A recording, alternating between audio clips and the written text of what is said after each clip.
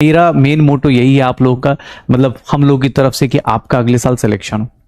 मतलब एक लाइन में जो मुझे लगती है कि आपके घर वालों या आपके जो वेल विशर्स हैं उनके बाद अगर सबसे ज्यादा कोई आपका सिलेक्शन चाहता है तो यहां खड़े आपके टीचर्स, ठीक है ना। तो कोशिश कीजिएगा इन टीचर्स की बात को फॉलो कीजिए।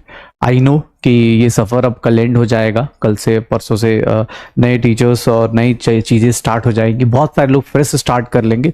लेकिन हाँ, जो प्रोमिसेस आपने किए हैं, जो खुद से अपने वादे हैं, चाहे आप बैकलॉग में ही क्यों ना आ रहे हो, बस याद रखिएगा सिलेक्शन सबसे ज़्यादा इंपॉर्टेंट है। चाहे मतलब कुछ भी हो जाए, मुझे इस बात से फर्क नहीं पड़ता कि आपने नोट्स बनाए या नहीं बनाए, आपने शॉर्ट नोट्स बनाए, आपने क्वेश्चंस कितने किए कितने नहीं किए।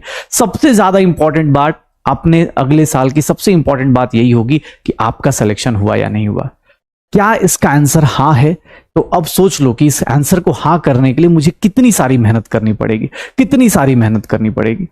चाहे जो लोग बोलते हैं ना टेस्ट सर सिलेबस कंप्लीट होने के बाद देंगे, मैं एक सबसे बड़ा झूठ है बेटा, खुद से बोल रहे हो। कभी भी ये सोचोगे कि टेस्ट सिलेबस जो पूरा हो जाएगा, या सिलेबस यार इस टेस्ट को छोड़ देता हूं अगले टेस्ट में अच्छा कर लूंगा, ये सबसे बड़ा मिथ है जो आप अपने आप से बोलते हो और अपने आप को मतलब सिंपैथी देते हो। यार इस बार टेस्ट का सिलेबस नहीं हुआ तो छोड़ देते, अगले 15 दिन के बाद ना ऐसा कर लेंगे। ये मत करो। मेरी तरफ से आज और कल में जो 2-4 पीस ऑफ एडवाइस दे सकता हूं वो यही है कि टेस्ट में आपको आता हो, चाहे 5 में से एक ही चैप्टर क्यों ना किया हो, टेस्ट देना जरूरी है। क्योंकि टेस्ट के अंदर जो बेइज्जती फील होती है अंदर ही अंदर, अपने आप को बुरा लगता है ना, वो फील करना जरूरी है। अगर आप नहीं करोगे ना, सच बता रहा हूं, ये छोटी छोटी चीजें हम सबके लिए बराबर पढ़ाते हैं। तुम्हें पता है हम किसी को नहीं जानते कि पर्दे के उस साइड कौन बैठा है, स्क्रीन के उस साइड कौन बैठा हमें नहीं पता, लेकिन इतना पता है कि अगले साल सिलेक्शन की लाइन वहां से लगने वाली है। तो जो नहीं सेलेक्ट होगा और जो सेलेक्ट होगा, उन दोनों को हमने सेम ही पढ़ाया, लेकिन डिफरेंस क्या क्रिएट करते हैं वो लोग, वो लोग एक तो हमारी बातें एग्जैक्टली मान लेते हैं कि हाँ यार ये चीजें करनी है, और प्लस एक्स्ट्रा मेहनत, extra question practice, extra revision, multiple questions ये करने की कोशिश करते हैं। दैट्स वाई वो सिलेक्शन लेके जाते हैं। कभी कभी क्या होता है, जैसे जो गलतियां मैंने अपने टाइम पे करी है ना, मुझे आज भी जब वो क्वेश्चन देखता हूं तो मुझे याद आता है कि अरे यार इस टाइम पे मैंने ये गलती करी है। तो प्लीज ट्राई करिए, ठीक है ना। क्वेश्चन सबकी अपनी अपनी प्रॉब्लम्स होंगी। जैसे मैं बार बार मैं अपनी गलतियां बताता हूं कि यार मेरे से ना कोई 4 बार पूछ देना which of the following is incorrect. जैसे मैं शुरुआत में बहुत ही गलतियां करता था कि इनकरेक्ट देखा, पहला ही ऑप्शन करेक्ट देखा, टिक मार दिया। कभी कभी क्या होता था कि ABC देखा, D ऑप्शन देखा ही नहीं, क्योंकि वहां ऑल ऑफ दीज होता था। मैंने A ऑप्शन देखा, सही लगा, मैंने टिक मार दिया।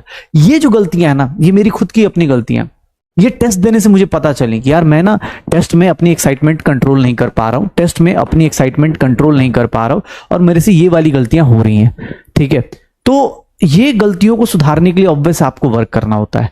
हर एक आदमी का, किसी का हो सकता है क्वेश्चन से डर लगता हो, कुछ क्वेश्चन बड़े से हो जाए तो और डर लगता हो। तो आपको अपनी मिस्टेक्स पता होनी चाहिए, आपको अपनी मतलब वीकनेस पता होनी चाहिए कि मुझे न्यूमेरिकल से डर लगता है, मुझे थ्योरी वाले क्वेश्चन से डर लगता है, या मुझे टेस्ट से ही डर लगता है। ये सबके अलग अलग होंगे, ऑब्वियस है सबके अलग अलग होंगे। तो जो भी होगा प्लीज अपनी मिस्टेक्स पे वर्क करना है, ठीक है ना। जो भी आप गलतियां कर रहे हो, सिलेबस जो मैं नहीं कह रहा हूं आप इतना फास्ट खत्म कर लो, उतना स्लो खत्म कर लो, आप इसको बैच को फॉलो कर लो।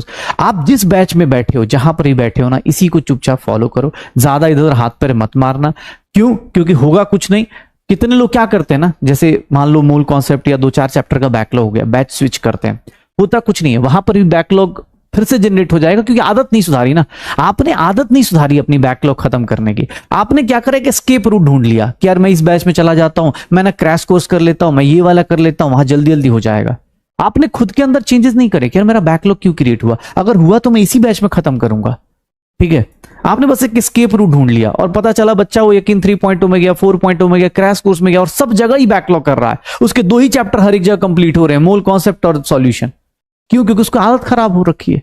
तो अपनी प्रैक्टिस के लिए और अपनी बोलते हैं ना कि सिलेक्शन के लिए, दोनों के लिए अपनी कमियों को एक्सेप्ट करो और उसके ऊपर वर्क करना। ऑनेस्टली यही चीज आपको सफलता की ओर ले जाएगी।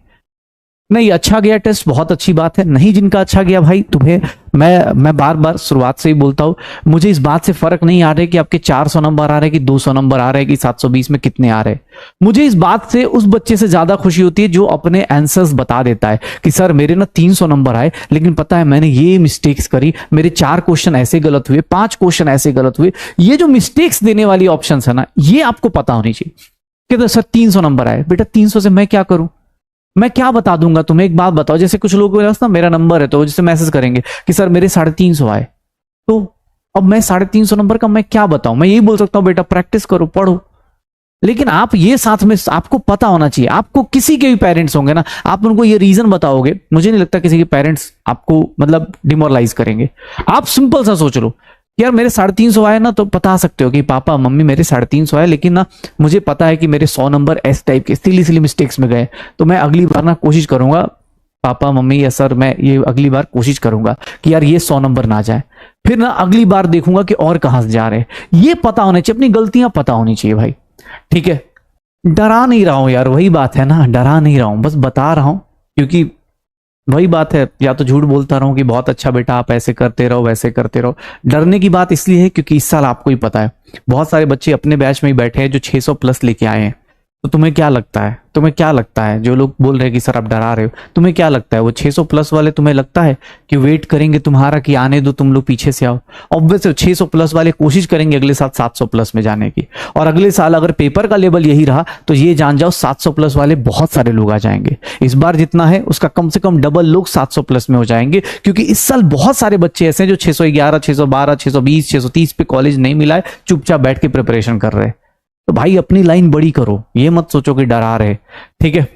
कल ही किससे मैं डिस्कशन कर रहा था तो उन्हें बोला कि ऑनलाइन वाले बच्चों को कैसे वो करते, मतलब क्या चाहिए उनके लिए, कि ऑनलाइन अगर कोई बच्चा पढ़ रहा है और ऑफलाइन कोई पढ़ रहा है, उन दोनों में सबसे ज्यादा अगर सिलेक्शन चाहिए ऑनलाइन वालों को तो क्या चाहिए। तो मैंने उसे एक ही बात बोली थी कि मैंने कहा यार ऑनलाइन फॉलो करने वाले बच्चे बहुत कम होते हैं। 1 लाख 2 लाख बच्चे आते हैं तैयारी करने के लिए, मान लो इस बैच की स्टार्टिंग में, और लास्ट तक जैसे आज अपने पास बहुत कम लोग होंगे जिनके बैकलॉग्स नहीं होंगे, क्योंकि थोड़ा बहुत भी ऊपर नीचे हुए ना, ऑफलाइन में हम अटेंडेंस लगा लेते थे, हमें पता चल जाता था तू कल नहीं आया था, परसों नहीं आया था। यहां पता नहीं चल पाएगा कौन आया था कौन नहीं आया था।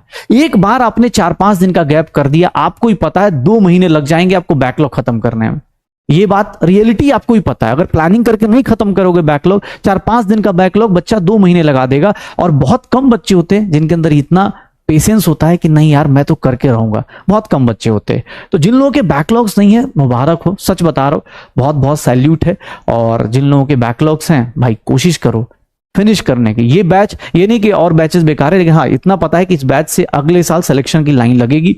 और मुझे उस टाइम अपने पास बहुत सारे फ्यूचर डॉक्टर्स हैं जो इस टाइम बैठ के और बैकलॉग में आ रहे हैं, जो कि सिलेक्शन लेके जाएंगे, ठीक है ना। आप अपनी बारी बढ़ाइए, अपनी कोशिश कीजिए।